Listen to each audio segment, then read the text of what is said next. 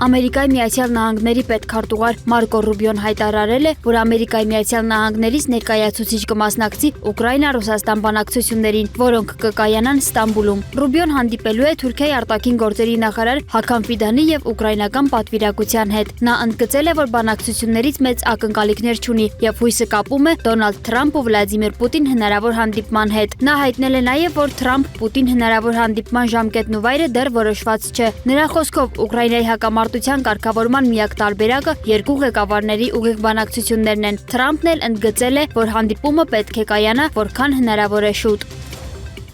Ուկրաինայի նախագահ Վոլոդիմիր Զելենսկին ավարտել է այցը Թուրքիա եւ մեկնել Ալբանիա։ Անկարայում նա հանդիպել է Թուրքիայի նախագահ Ռեջեփ Թայիպ Էրդողանի հետ։ Զելենսկու խոսքով Ուկրաինայի, Ռուսաստանի, Ամերիկայի Միացյալ Նահանգների եւ Թուրքիայի պատվիրակությունների հանդիպումը Ստամբուլում կարող է տեղի ունենալ մայիսի 16-ին։ Ռուսական պատվիրակությունը կգլխավորի Վլադիմիր Մեդինսկին, իսկ ուկրաինականը Անդրեյ Երմակը։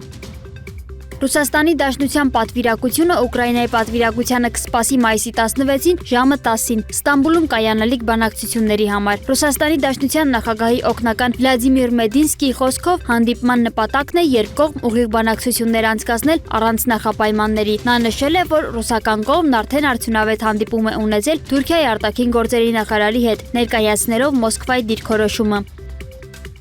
Ռուսաստանի Դաշնության արտաքին գործերի նախարարության ներկայացուցիչ Ռոդիոն Միրոշնիկը հայտարարել է, որ կան շանսեր Մոսկվայի եւ Կիևի պատվիրակությունների կողմից Ուկրաինայի հակամարտության կարգավորման մեխանիզմ գտնելու համար։ Նրա խոսքով կողմերը կարող են մշակել մոդել, որը կընդունվի թե Ռուսաստանի, թե Ուկրաինայի, թե միջազգային հանրության կողմից։ Միրոշնիկը նշել է, որ ռուսական կողմը պատրաստ է ուղիղ բանակցությունների կառուցողական տրամադրությամբ, սակայն պատասխանատու չէ Կիևի անկանխատեսելի պահվածքի համար։